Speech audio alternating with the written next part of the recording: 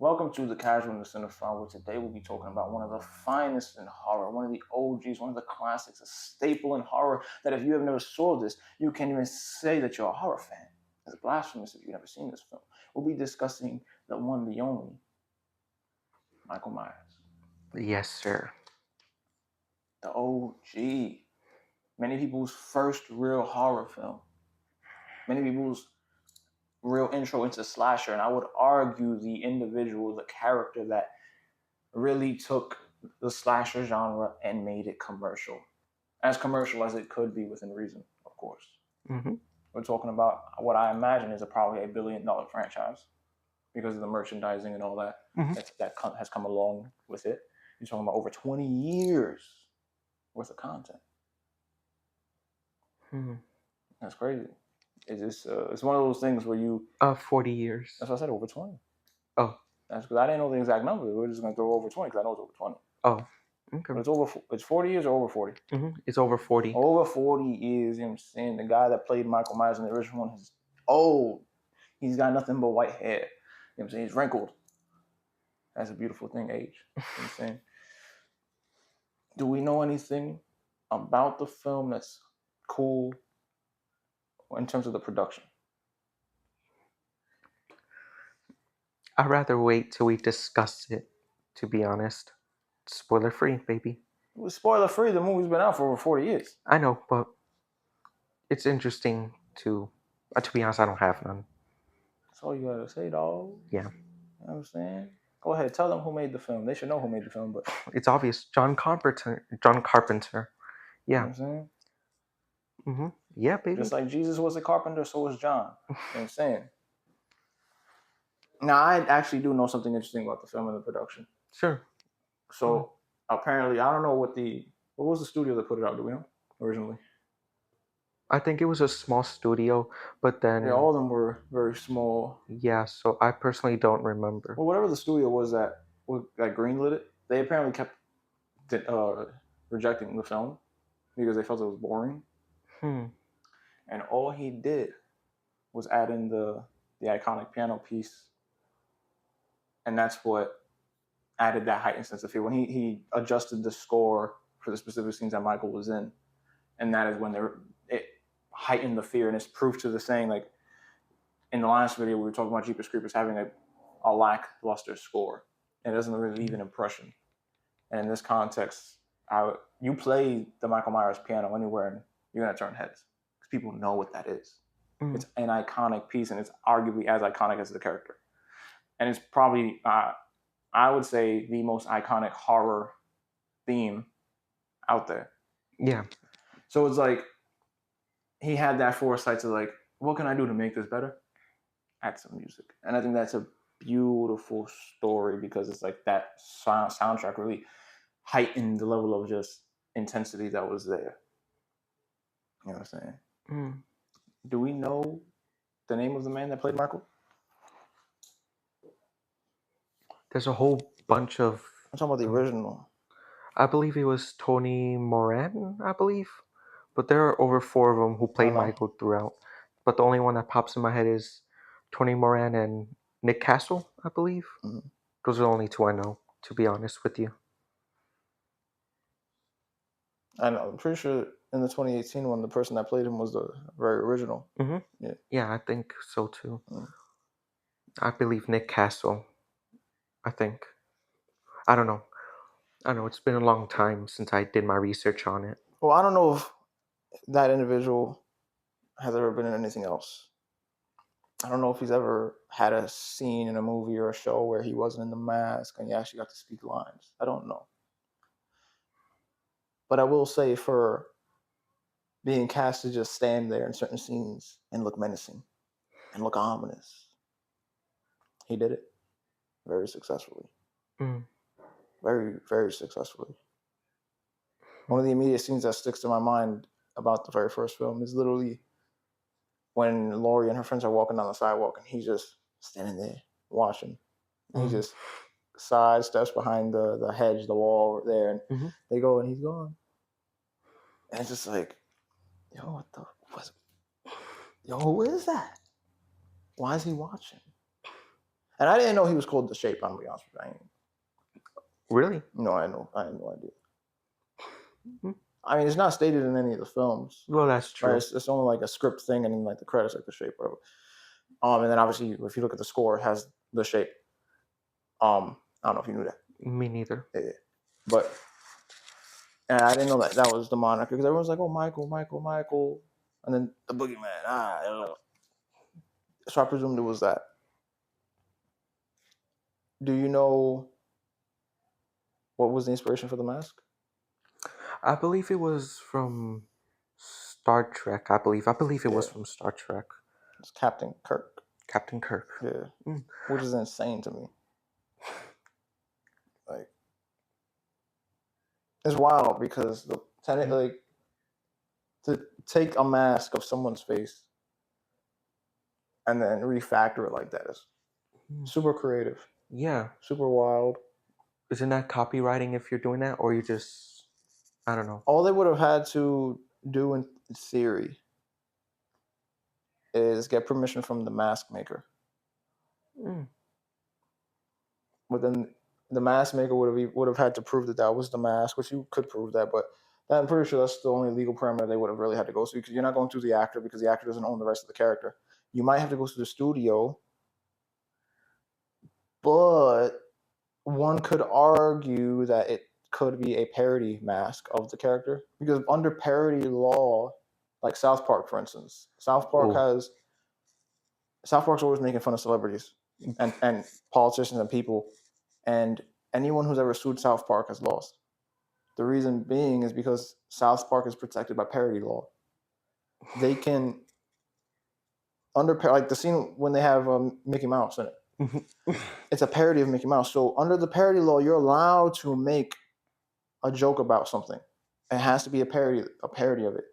So as long as it was in the parameters of the parody law, you're okay to use it.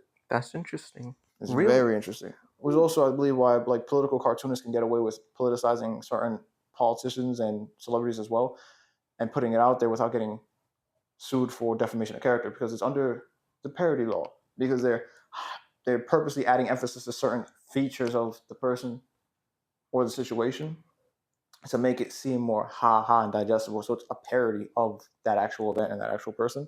So under parody law, you can do that. So there's an argument possibly to say like the mask was a parody mask of Captain Kirk, and then they took that. Like there's legal parameters for how they could have got that aren't just, oh, well, we asked for permission or we paid for it. I don't know if they asked permission. And then none of the videos ever talk about that. Whenever they're doing a documentary on Michael Myers and Halloween and them choosing the mask, they never really go over the legal part of it. But I imagine it was one of those scenarios. Either they asked permission from the mask company, and the mask company was like, yeah. Or the mask company didn't even realize. Because to me, the Michael Myers mask looks very different from that original. Absolutely. So it's like the mask company might not have even realized, and by the time they did, they could have been out of contract with. There's whole different possible legal parameters around that. But interesting. I know this wasn't your first horror film. Yeah. But what was your first slasher film? Oh shit! It was Child's Play. To be honest with you, I know. I'm not a fan of Chucky. It's understandable. He's corny. What's wrong with Chucky? I think he's dope. He's just corny to me. Is it because he's just a doll? Yes. Like I will kick him across the room. Like I don't understand it. And I get it. Oh, he turned the lights off. And he's running around like Stewie. I'm gonna cut you. You're not scared. It's just not scary to me. It's just like I was young at the time. It's like the lowest form of horror in my opinion. Like that's not. Well, to be honest, I was young at the time and I was just a preemie. I hadn't seen that movie in years though. But I remember I was obsessed with that shit. Big time. And there's a certain thing to him. He's talking crap half the time, and it's like the iconic laugh. Well, when I think about it, it's cringy. When I think about horror characters that could talk, obviously like Freddy Krueger comes to mind, at least Freddy Krueger has great one-liners, iconic one-liners. Mm-hmm. You're about to be on prime time, bitch, and kills her, right? Welcome to my world, bitch. And it's like, no one ever talks about Chucky like he got quotables. Chucky don't got quotables. You know what I'm saying? He don't have iconic lines of like, oh, this is hilarious, this is dope, or those one-liners were crazy. He don't have Chucky don't got bars like that. He's forgettable. That's the thing. No, in the lineup, 100%. Yeah. Take Chucky out, leave Michael, leave Freddy, leave Jason, leave Leatherface, and just keep Ghostface in there, and you have a solid lineup. Chucky needs to go. He needs to go. Mm-hmm. You know what I'm saying? Yeah. So you see Child's Play. I don't know, when did you end up watching Halloween? I think I don't want a year. Like, I want it in the context of, all right, I saw Chucky. What other slashers were in between Chucky and Halloween, if there were any? I did see Nightmare on Elm Street, Mm-hmm. and then I watched Halloween with my mother. Mm-hmm. It's hard to break down. All right, so your introduction. I remember the Evil Dead Part 2. I never seen Evil Dead. I remember Evil Dead Part 2 was there. I wouldn't consider that slasher. It's a gore fest. That's what I'm saying. It's not slasher. It's hard because horror is horror, in my opinion. But throughout the genre, this is a subgenre within the genre. Yeah, during the years as I evolved, I was like, okay, I get the slasher genre, possessions, etc. So it's kind of hard for me because I've seen a whole bunch of them. Yeah, but within the context that you just laid out, it's Chucky, Nightmare on Elm Street, Halloween. Yeah, and then Friday the 13th, and as I got older, I watched Chainsaw Massacre. So we'll leave it right now with the first three. Yeah. Chucky, Nightmare on Elm Street, Halloween. Yes. How did you feel going from Chucky to Nightmare on Elm Street? That's a tough. To be honest, I thought it was different. Like, it was. I remember being so disturbed by it. Like, it sent me the chills. Like, in the beginning when we first saw Freddy, I forgot the girl. Remember the first kill in the movie? I was like, oh shit. You know, when he extended his arms and all that shit. That's what I remember. The arm extension. Oh yeah, I was like, damn. Like, and then we got the blood and gore and all that shit. And she's floating around the room. Yeah, it was. I don't know how. When I think about it, I'm like, how the hell did Wes Craven do that? How did these filmmakers do that? I believe because I feel like it was a revolving room. I believe that's what it was. Like when they did the scene when Johnny Depp's character died and the blood spilled out. When he sinks in the bed and yeah, they literally had it. The bed. They had the whole room upside down and it just out. Yeah. It's pretty cool how he did that shit. I'm pretty sure that's what that scene was too. They had the whole set on a conveyor belt that they would just, or on a crane that they would just turn. And the boyfriend she was about Chihuahua with, he was. I don't know how they did it. You just have someone. I'm pretty sure was throwing blood on him, and he's just looking up, screaming at nothing while she's. And then they just crop the scenes to look like they're. Well, it's a ridiculous. Remember, it's all camera angles. Yeah, it's ridiculous achievement though. No, it's astounding. Yeah. Even today, it's just like, oh wow, like to think back, like you all pulled that off back then in the 70s. Yeah, late 70s, early 80s. Right? Yeah, early 80s. Yeah, so it's like that area of time. It's like, oh, you pulled this off then. That's crazy. It's pretty. To this day, the only thing I know that has ever used that same crane technique wasn't even a horror movie. It was in Euphoria, the show. Oh shit! There's a scene where Zendaya's character Rue is high at the party and everything's loopy, and I'm pretty sure the house starts the house she's in starts turning, and that's the technique they used. I'm like, yeah, it's the Nightmare on Elm Street. That's dope. That's awesome. Then, like, you know, when I think about Nightmare on Elm Street, it's just, I think it's real. I was like, it's a classic. Yeah, it is a classic. Robert Englund, shout out to him. Oh yes. Me bad at names, but I know his name. I'm surprised you remember his name. He's my favorite. Awesome. Because he talks shit. That's literally it. As a young man who loves to talk shit, I relate to him talking shit. I was in for Halloween and all that. You saw the glove. I got the replica of his glove in my room. I know. Yeah, with the real metal and all that. Like, yeah, I know, homie. You know what I'm saying? Like, how would you feel to it? Because when I watched the movie, particularly when Heather Dog, Langham's I don't character, know. You over here throwing names at me. the I know main Robert England. I don't know the main nobody else. I protagonist know in the Robert movie, England and Johnny Depp. That was his first film. the main protagonist of the film, I forgot the character's name, but The brunette. yeah, I've always had this sense of fear of going to sleep. Like, it's so surreal, and I would like, love to meet damn. him in my sleep. I was like, damn. I'd tell him, put the gloves on. To be honest, it's been a long time. We go 12 rounds in it real quick. To tell you the truth, it's been a long time, so you're telling me to express what I remembered. No, of course. It's tough. But I mean, you did it. You know what I'm saying? Just the differences between going from like, all right, well, Chucky to Nightmare on Elm Street, then it's like, how does it feel going from Nightmare on Elm Street to Michael Myers Halloween? Oh, well, that one, on the other hand, I remember watching it with Mother, which is one of her favorite films, even though The Exorcist is her favorite movie. But she forbade me to watch at the time. She's like, "You're only gonna watch Halloween," and I was pretty much. She was more scared than I was in a way, which it was fun watching it with her. Like, the boogeyman, his presence is just damn. He's like I don't know. He's like when I think about him, I was like, fuck, you know. I don't I don't know. I get a little bit nervous when I try to express it. You fine? Yeah, good. Like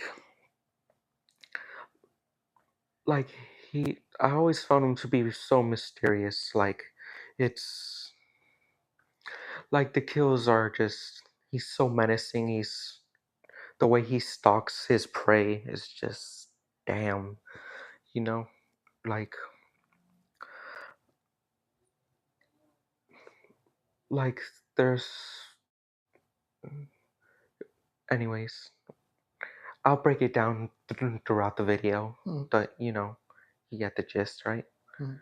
Right. Yeah. So I think the first slasher I saw was Nightmare on Elm Street. I think. What'd you think? I was so at that age when I saw it, because they had bought it on. It was when they put it on DVD for the first time, and they had bought it, and we watched it here. And around that time, like, there was no one ever telling me that I couldn't watch a horror movie. No one was ever telling me that. You know what I'm saying? I don't really get nightmares like that. I never have. It's very rare. So it was like I was never worried or like, oh, I can't go to sleep. Nah, dog. Meet me in my sleep. That was always the other. I'm a demon. But I know I watched them all roughly within like the same time frame. I watched Nightmare on Elm Street, Halloween, this not the first and the second Friday the 13th I saw, and then it wasn't the first Texas Chainsaw Massacre that I saw. I saw the one that had Jessica Biel, the 2003 remake. No. It was the one that it was with Why do I always forget homie's name, bro? Oh, because I'm bad with names. That's why. Ha ha. Matthew McConaughey, the one that has him in it, where the main cast leaves the prom. I didn't see that one.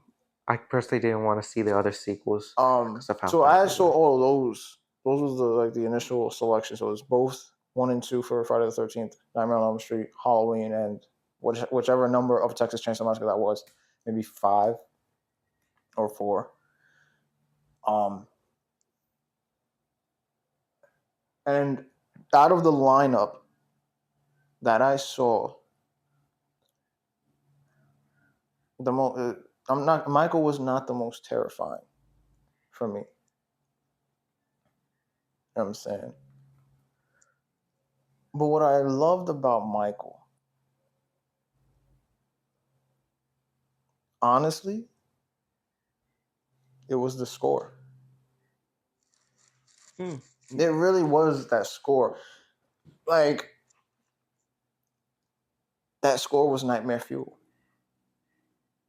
If there's anything to take away from John Carpenter, it isn't the fact that he was able to make an iconic character. It was that he was able to make a character iconic through music. That's what I'll say. I got that song on my. I got that song and some of the other songs from the soundtrack on my phone. In the month of October, I like to listen to different Halloween music. So I have horror movie soundtracks, some of them, and that's fucking amazing. I appreciate, like I said earlier, the scene that sticks out to me. The scene that sticks out to me the most is when he was stalking them when they were walking on the block, and he just shifts. I even remember the scene too where the kid bumps into him with the pumpkin and drops it, and I was like, I hope we don't kill this kid.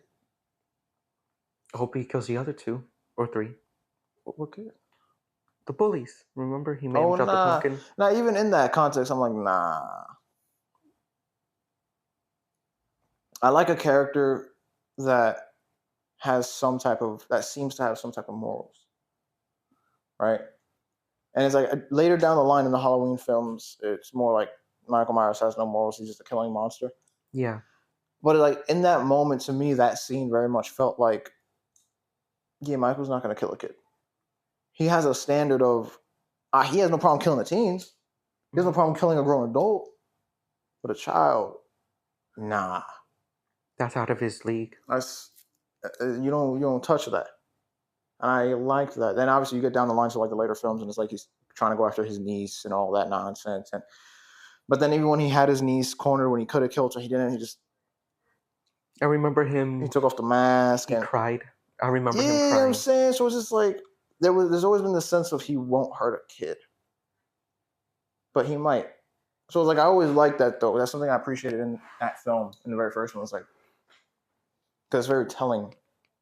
You look at Nightmare on Elm Street, and it's just like, no, Freddy Krueger's a whole pedophile child murderer. Except for what? For his daughter he loved. I'm not talking about that you added, like they decided to add all this lore that they decided to not include in the like. Were they unnecessary anyways? When we think about it, a lot of sequels in horror franchises are completely unnecessary, Halloween included. The fact that Halloween, technically, if we're going canonically from the very first movie to where we're at now, there's literally like 4 different storylines. There's 4 different timelines of existence that branched off from the first movie.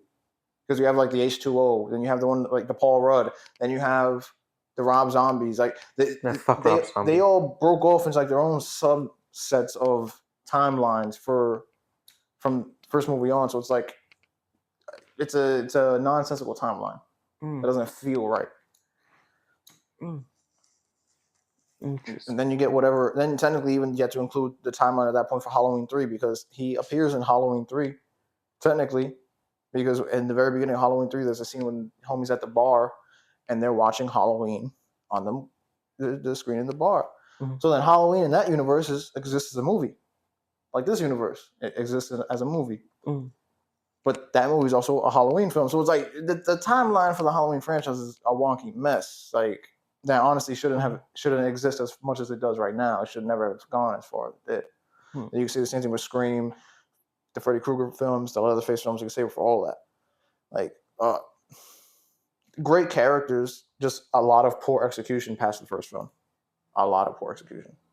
And it's sad. It doesn't have the same lightning effect as the first film. That's the thing. Only because there's no growth. That's the problem, right? Like, from a studio perspective, I understand it. Because, it cost us maybe $100,000 to do this movie. We made $30 million. That's a massive win. The critics hated it. Some of the fans hated it too. Next movie we $300,000 budget. We made $15 million.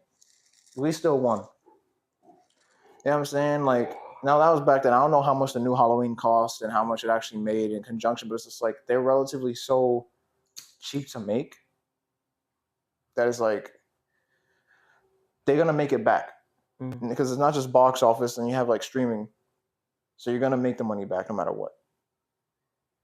You know what I'm saying? So it's like I understand why it goes that route. But if they just added some more character development, and it would do a lot for those shows or for those movies. Mm. Mm.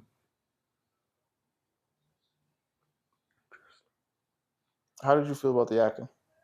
The acting? Oh. Yo, forgive me. I'm tired today. Oh, no, I see. Woke up hella early, so... Alright. So how did you feel about the acting? I think it was solid. It shows the embodiment of youth and teenagers, how drunk, horny, and they are. You know, it's kind of basic in a way. When I think about it, it's kind of basic acting. Just pretend to be teenagers in a short indie slasher film. How did you feel about Jamie Lee Curtis? She's a goat. Even though Jamie Lee's Jamie Lee. Like, she doesn't do nothing special. She has 2 iconic parents. Iconic parents? Oh yeah, Janet Leigh. And fuck, I forgot his name. Her father's name. Something Lee. Yeah. But they're both actors. They was. May they rest in peace. But she's a very... she's always gonna be the Laurie Strode. That's the thing. Like, there's nothing special for me to criticize because they're just decent performances. Like, it's what you need. It's nothing over the top. It's nothing too little. It's just... not like Daniel Day-Lewis in There Will Be Blood. You know Daniel Day-Lewis? I never seen There Will Be Blood. Damn, you suck. Well, it's okay. It's okay. Well, at least... How do you rank her against... How do you rank the Laurie Strodes against someone like a Sidney Prescott? Because she's my girl. That's what I'm saying. A Sidney Prescott, or like the main actress from Nightmare on Elm Street, like Final Girls. Because against the other Final Girls, because those are 3 Final Girls that appeared in more than one film with this. I want to say the same killer, but obviously Scream, it wasn't the same killer, but the same conceptual killer. You're talking to someone who... Because the others didn't have that. Jason doesn't have the same girl he's going after. Here's the guy. So we have a final guy. Practically the mother was... Practically it was his mother, not just Jason. It was only the mom in the first film. Yeah, but I feel like it should have stuck with that one off. I don't know. No, the first 2 were great. No, the first 2 were great. I never liked the Friday the 13th. Then they never appealed to me. I was like, yeah, whatever. I'm like, I don't give a fuck. That's just me. I don't like Friday the 13th. That's an iconic plot twist at the end, that it was the mom the whole time. I'm talking about the sequels. The original, though, is awesome. It was iconic. The second one is creative as hell.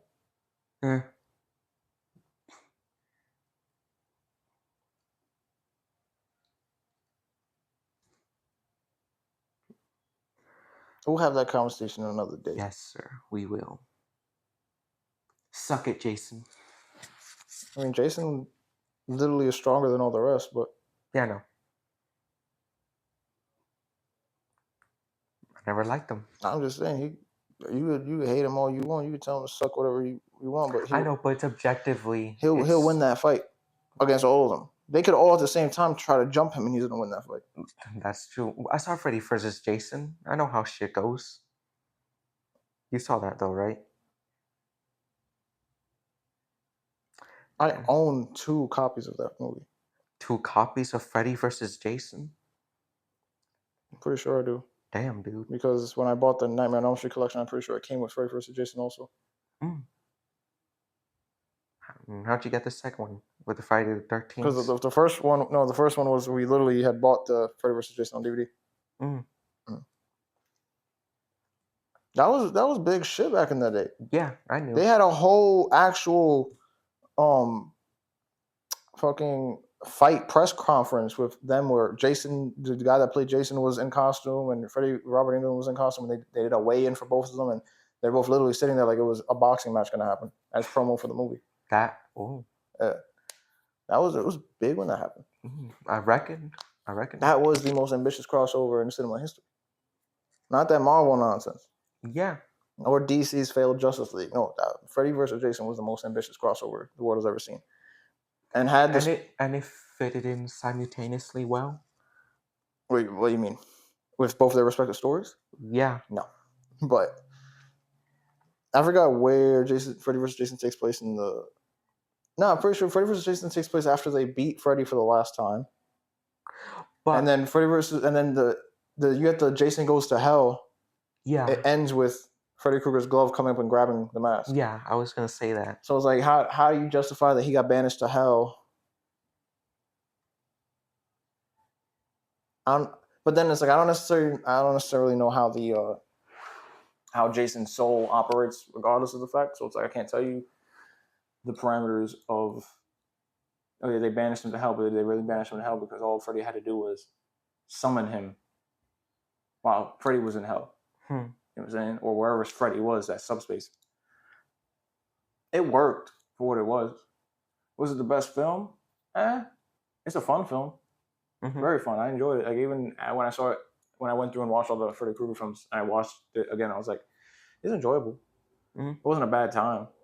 But you're not. It had good action in the. You're not looking, and that's the thing. Is like you're not looking at a film like that for slasher horror. You're literally looking at it for nonsense and fun. That's it. It's like a Godzilla and Kong. You're not looking for story, and you're looking for nonsensical action and fun between two giant monsters that are fighting other giant monsters. Like that's all you're going to see.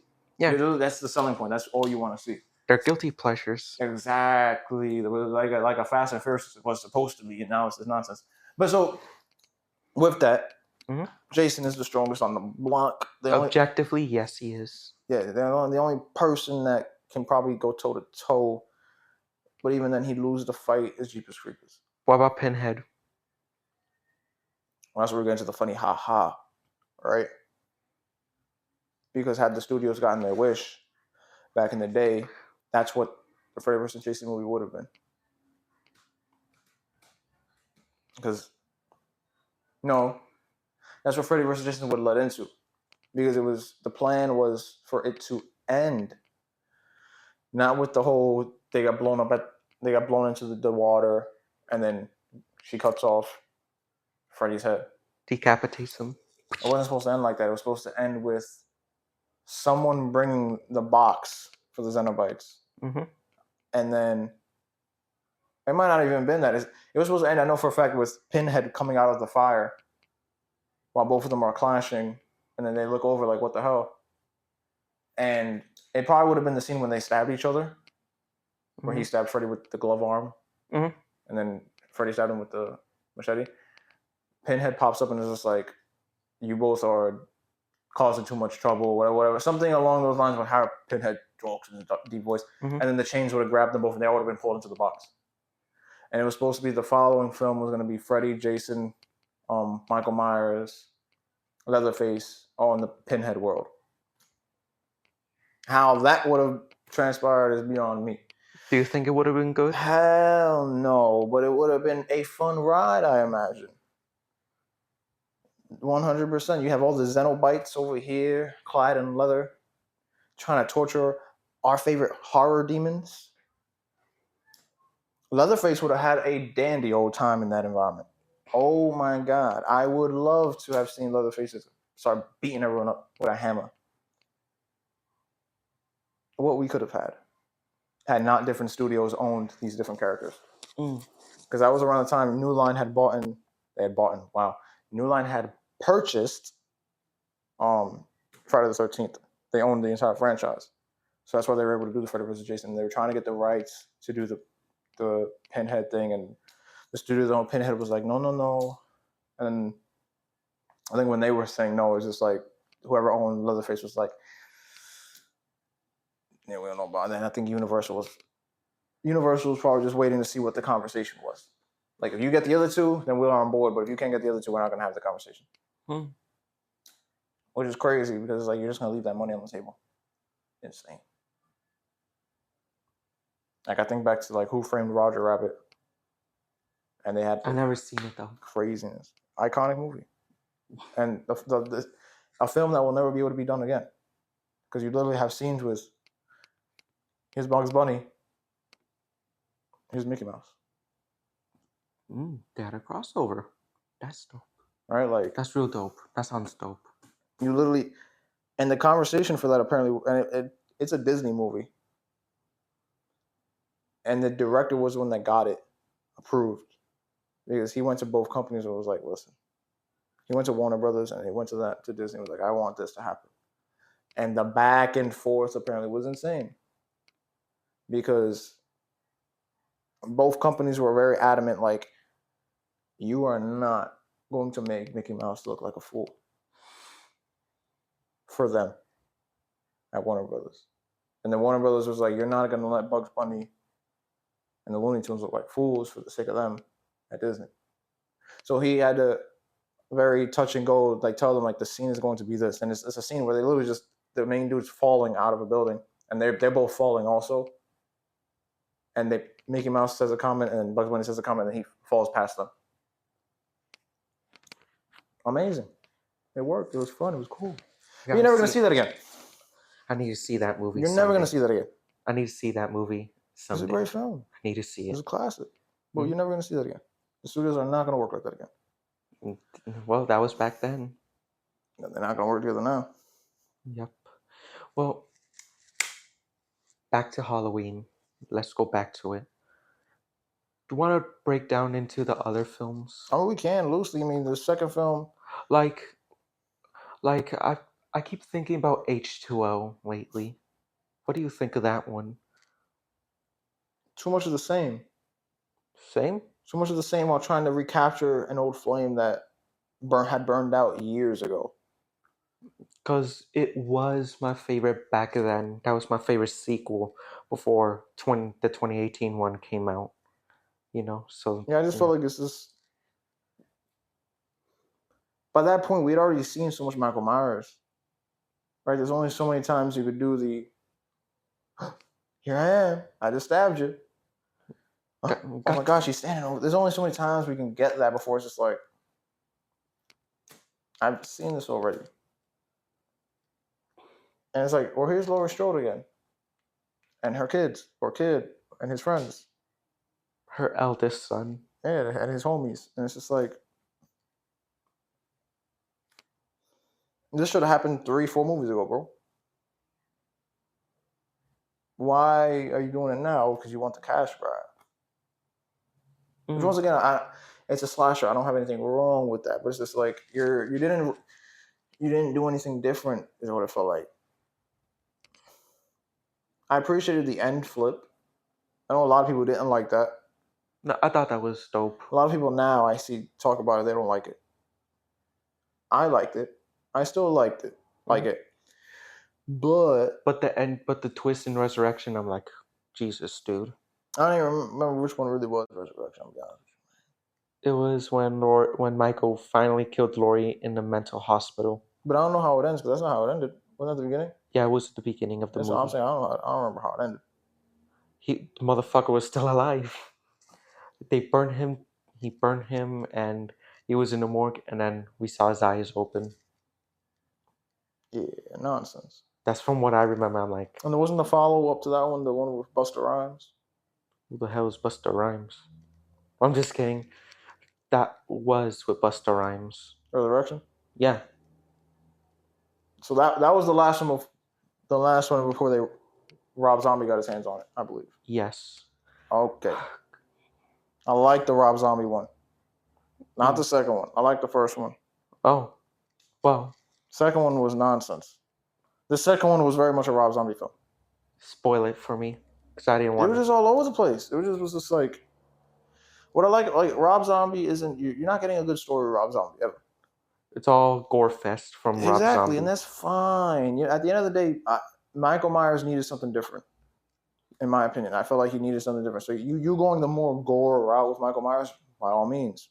Being taller as hell. The man was 7 feet tall, I believe, is what it was. 7 feet tall or 6'9", something like that. Because the guy that played him in the remake was the same guy that played Sabretooth in the original X-Men, and that motherfucker's like 7 feet tall. Mm-hmm. And it's like, presence-wise, like I never looked at the original Michael Myers and was like, he's scary. No, he's just a human being. I'm the same height as that Michael Myers. Like, you know what I'm saying? Like, you're not scary. I would be scared if a motherfucker that yes was standing in my house. Oh my god! But then You're not that intimidated. You could it's like if just I gotta defend fight you, yourself. bro, I'm not scared to fight you. The 2018 Halloween visually was intimidating. You are 7 feet tall. You are a big person, and he did not move slow when he wanted to go. It was, you know what I'm saying, and he was very ruthless. And there was a certain aggression that was there that was not present in the other ones, and that's a testament to Rob Zombie, right? You look at like the what was it, the Three from Hell? House of a Thousand A House of a Thousand Corpses, Three from Hell, and Jesus, I There was forgot the another other one one. with Three from Hell. It was like either prequel or continuation, whatever. I forgot. But you look at those films, it's like they're all very much like over the top, gory. But no substance. Yeah, it really is. But I think that's the point. It's just like you watch that for just you just want to see people get murdered. It's like how close can you get to being a what do you call those films? How close do you get to a snuff film without being a snuff film? Like how close can you get to being depraved without it being like, oh, we have to really censor this? I feel like that's what Rob Zombie tries to do. I'm mad that he remade the Munsters. I wasn't gonna watch that. Me neither. I didn't watch it. I don't know what the hell he was thinking. He was getting a bag. The question is, what was Netflix thinking, giving him permission? I'm not watching that shit. But I don't know. I mean, it was horrible. Apparently, apparently it was horrible. It is horrible. Yeah, though you said you're not gonna watch it. Most of his movies are horrible. So. I like that first Michael Myers film. I liked that first Michael Myers film. Like I said, I liked the kid route, him showing the backstory. I like that context more than what we originally got. Because the original concept of it just being, one day he just kills his sister. And then in this context, it's he was in an abusive household. His mother's a stripper. His sister and him have a terrible relationship. And on the low, he's killing animals. So he's in an environment in which he was conditioned to become a serial killer. No, that works. It's plausible. It's realistic. No, that's good. As far as rebranding for a character goes, like, no, yeah, that's keep going. Now, did he break out of the chains at the asylum? Yes. But if that's going to put you off, that's unrealistic to me. The man got shot out of the house in the first fucking movie and got up and walked away. And in the second movie, didn't patch himself up. He went and just got another knife and killed somebody else. Man got shot 3 times in his chest and no blood came out. That's unrealistic. That second film literally ended with him getting shot in the eyes and set on fire. And somehow there was a fourth film. You want to talk about unrealistic? Like they are unrealistic. They're all unreal. He's an unrealistic character. He was always an unrealistic character. I prefer breaking out of chains than I shot you in the fucking eyeballs and then somehow in the next film you have eyes again. Oh Lord. Like nonsense. Even in John Carpenter's there was nonsense. So it's just like he was always just a character that just you don't make sense. But I like that Rob Zombie at least tried to bring him somewhat down to earth with the origin of his character. How he became a superhuman after that, I don't know what to tell you. You know what I'm saying? I don't know what type of medication to keep giving people in insane asylums. But even him making the masks, so it's like, oh, he always had this affinity towards the mask. Something about the mask, like I loved that. I remember that. He had a certain presence in that film that was just completely different than in all the other films. And the presence was like this motherfucker's a menace. He is a menace to society. This individual right here, he gotta go. Put him in the chair, put him in the chamber, get the fire. Like this person is a problem. The other films, I never really got that. You know what I'm saying? It was just like, all right, he keeps getting the drop on people. This motherfucker, he didn't need to get the drop on you. You could have saw him from down the block, and he's murking you regardless. You could get the jump on that Michael Myers, on the Rob Zombie Michael Myers, and he was still going to beat your ass. He was a problem. We would die. He was written very ferociously in comparison to all the other Michael Myers variants, and I liked that. You know what I'm saying? I think it's one of the stronger remakes, and I think it holds up there. Like the only other remakes of those characters that I enjoyed were the two Texas Chainsaw Massacres. The 2003 and then Texas Chainsaw Massacre Returns, or whatever. The beginning. There you go. I enjoyed those two. I like them more than the original. Interesting. Like low-key. And you want to know why? Because they added more context. Because the original one was literally, once again, a gore fest. And there was nothing more than that. There wasn't real substance there. It was gore fest, and is she going to make it or is she not going to make it? But there wasn't really a story there. The remake of Texas Chainsaw, both of them, they provided some context for that. And I say both of them as being the original one that was the remake of the first one. And then they did the prequel one right after that one.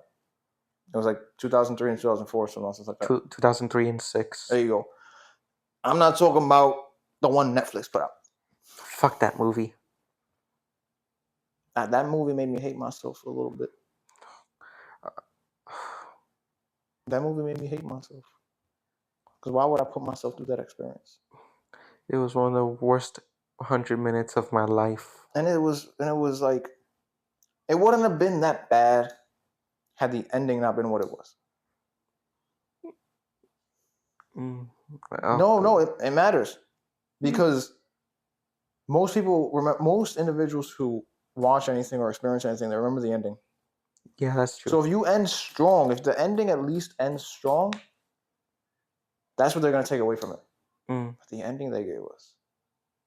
The whole, him getting hit here and falls into the pool of water and all the way to the bottom. You watched the whole thing? I thought you didn't see it. I saw the whole thing. Oh, because you said a while ago that you didn't want to finish the whole thing. I went back and finished it. I finished what I start, damn it. I prayed for you. Begrudgingly. I prayed like Dune, it took me 4 times to watch Dune, part 1. Now that's a different story. Yeah, that one was just boring. This one was just a terrible experience. Yes, it was. You know what I'm saying? And it's like, had the movie just ended like that, all right, they knocked him into the water, he's presumed dead, and they get away. All right. No. I could deal with that. But what they gave us was just like, here he goes in and he killed the sister. I'm like, what are you doing, bro? I don't care about the whole woke nonsense. I don't care about that. I don't care about that. I don't care that they added that in. I'm not someone that's like, oh, well, they're trying to make these movies woke. I don't care about that. Because a good story is a good story. Good writing is good writing regardless of all that. You know what I'm saying? I don't care. If you're able to write it good, I don't have a problem with it. Fuck that movie. I don't know what to say about that. You know what I'm saying?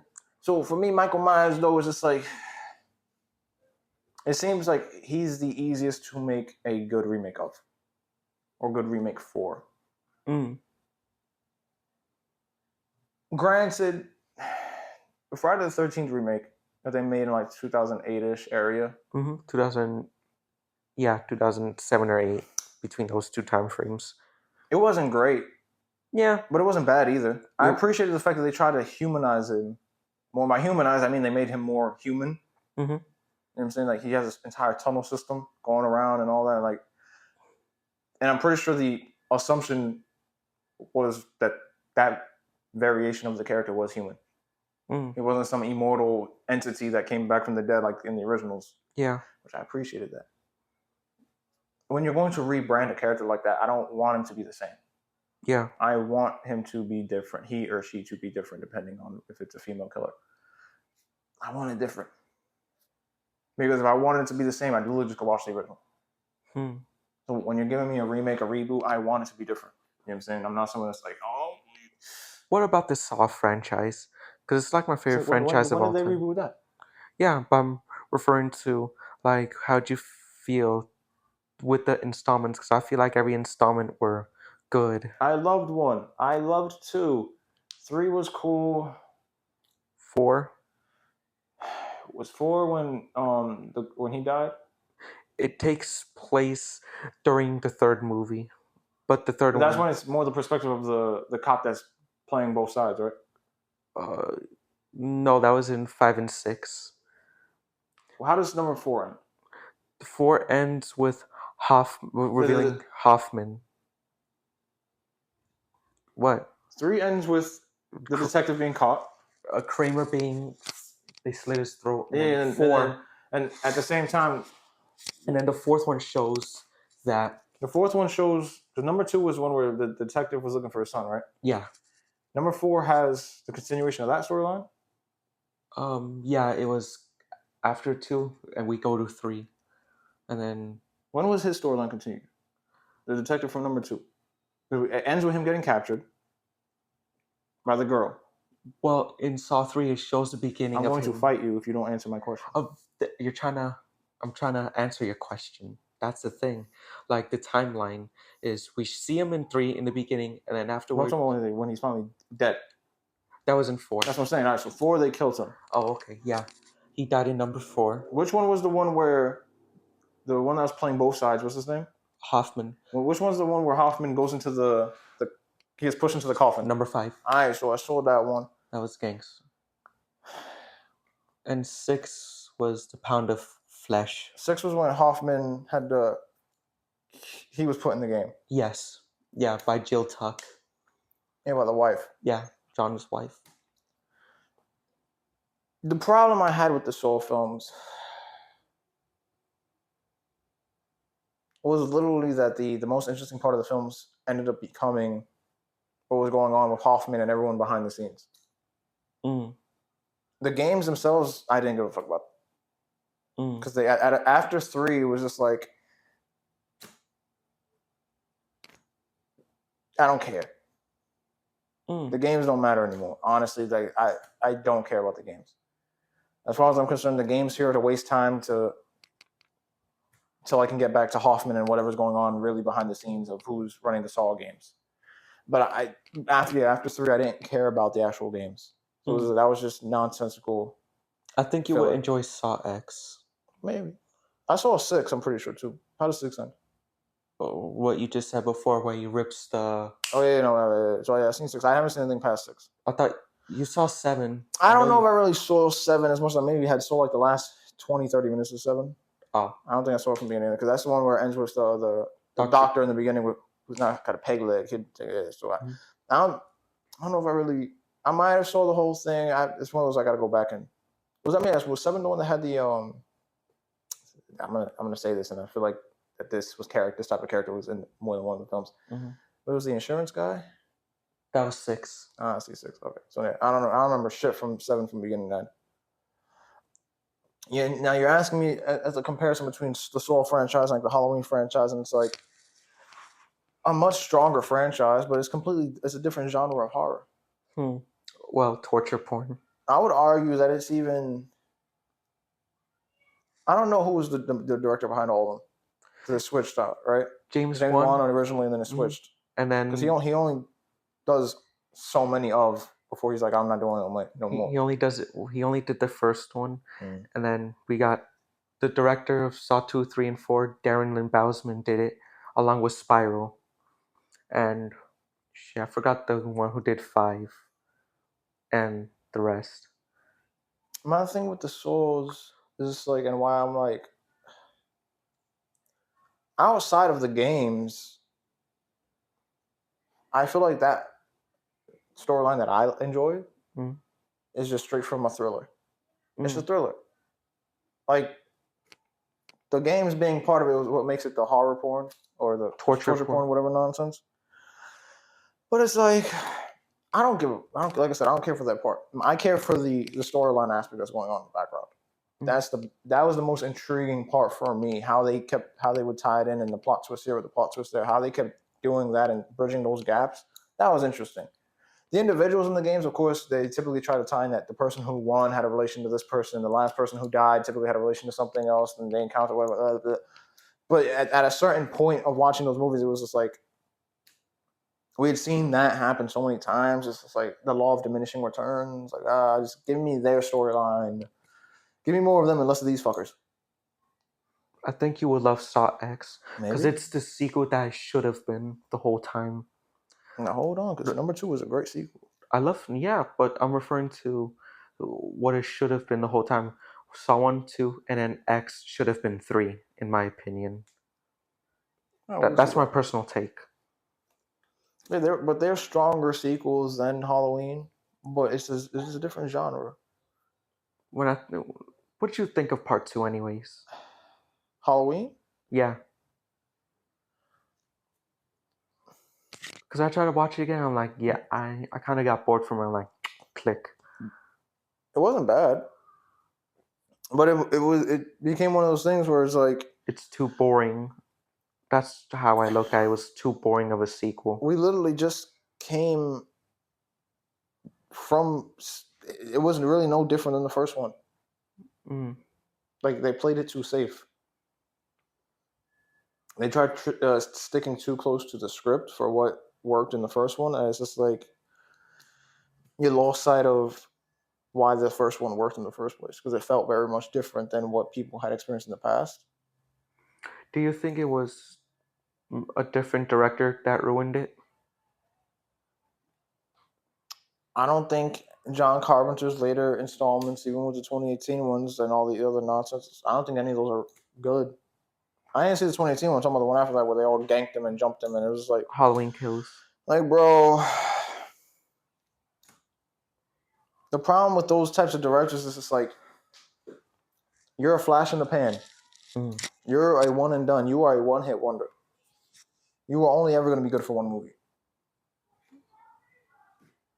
What else does John Carpenter really have? The Thing? Yeah. Commercially a flop. But it's like his best one. What else does he have? I know he made this 1990s vampire movie called Vampires. It's with James Woods. You saw that one? No. Most of his works, I'm not too fond of them. That's what I'm saying. Like, you're a flash in the pan. You're really like, you had one good one. Two. You make possibly two good movies, and that's it. All right, like out of let's say 10 movies, it's like that's a terrible metric. Right? You look at a James Cameron, you're like, all right, like you got a pretty good metric for good movies. Christopher Nolan, a really good metric for good movies, right? Zack Snyder, a terrible metric. Wes Craven, a pretty good metric. Meh. Not the best, but a pretty good one, right? Well, didn't he do Hills Have Eyes? Yes, the original. All right, it's like, all right, people loved that so much that got like 4 sequels. Obviously, Nightmare on Elm Street. He did the New Nightmare. That was cool. It was good. He did the Scream. That's what I'm saying. Scream also, like, you can't. The thing with someone like Wes Craven is like, where he's different than the rest of them is that I don't know if all those characters were of his creation, truly. But he did enough within those first films that the industry was shaken by it. Hence why you ended up getting the Hills Have Eyes sequels. You ended up getting the Freddy Krueger sequels. You ended up getting the Scream sequels. Scream being the longest lasting of the bunch in consistency for being quality.